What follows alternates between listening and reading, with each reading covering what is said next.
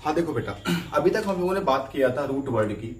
अब हम लोग जो बात करने जा रहे हैं प्रेफिक्स और सफिक्स की। मैंने आपको पिछले लेक्चर में बताया था कि किसी भी ऑर्गेनिक कंपाउंड का अगर नॉमेनक्लेचर आपको लिखना है, उसका आयुर्वेदिक नेम लिखना है, तो 5 चीजों का जानना बहुत जरूरी है। कौन कौन सी 5 चीज बेटा? सबसे पहला रूट वर्ड, दूसरा प्रेफिक्स, 2 टाइप का होता है, 1 डिग्री 2 डिग्री, तीसरा सफिक्स 1 डिग्री 2 डिग्री। तो टोटल 5 चीजों का जानना बहुत जरूरी है। उन 5 चीजों के बिना हम किसी का भी आयुर्वेदिक नेम लिख नहीं पाएंगे। तो अगर हमने सबसे पहली बात रूट वर्ड की कर ली थी, अब हम जब बात करने जा रहे हैं बेटा सफिक्स की, तो हेडिंग डालो सफिक्स।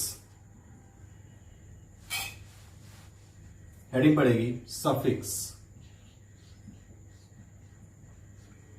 सफिक्स सफिक्स वो टर्म है जो किसी भी ऑर्गेनिक कंपाउंड के नॉमेनक्लेचर में बाद में लिखा जाता है। ये 2 तरह का होता है बेटा। कौन कौन सा? 1 डिग्री सफिक्स और दूसरा होता है 2 डिग्री सफिक्स।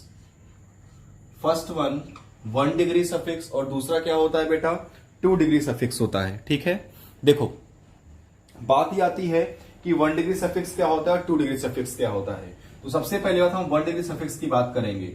तो बेटा 1 डिग्री सफिक्स इस बात को बताता है कि जिस कंपाउंड का हमें आयुर्वेदिक नेम लिखना है, उस कंपाउंड का नेचर कैसा है, वो सैचुरेटेड है या अनसैचुरेटेड है, मतलब उसमें किस टाइप के बॉन्ड प्रेजेंट हैं।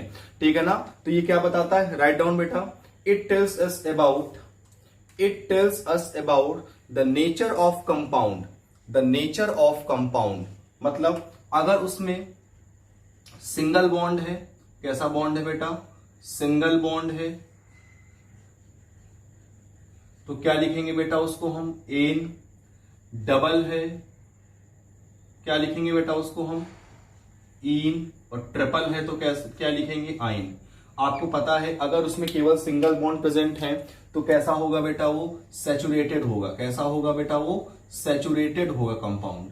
और अगर डबल बॉन्ड या ट्रिपल बॉन्ड में कोई भी प्रेजेंट है बेटा, कैसा होगा?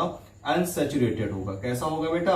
अनसैचुरेटेड कंपाउंड होगा। तो ये उसका क्या होता है? नेचर होता है। मैंने क्या बोला?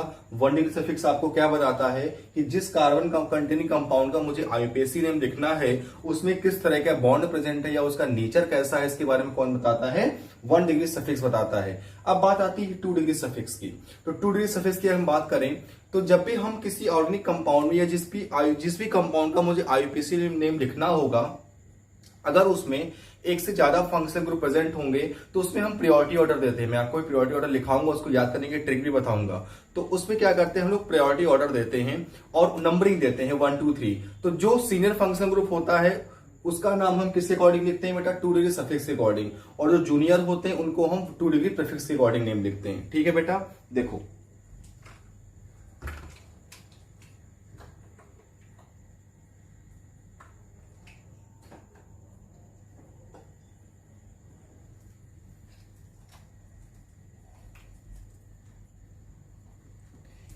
देखो लिखो जरा 2 डिग्री सफिक्स।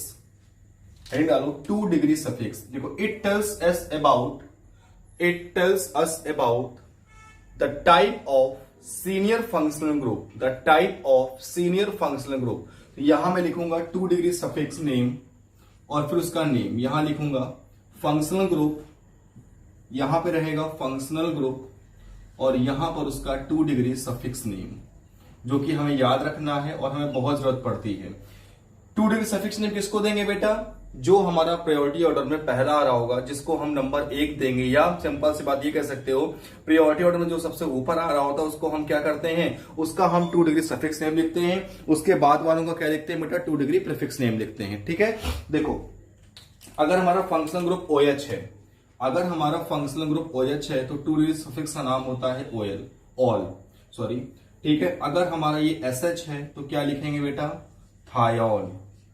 अगर CHO है